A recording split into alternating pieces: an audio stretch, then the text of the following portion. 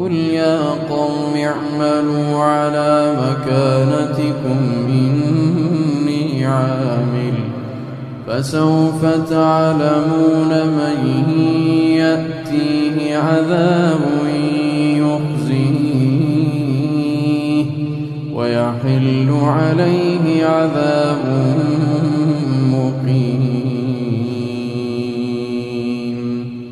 إنا أنزلنا عليك الكتاب للناس بالحق فمن اهتدى فلنفسه ومن ضل فإنما يضل عليها وما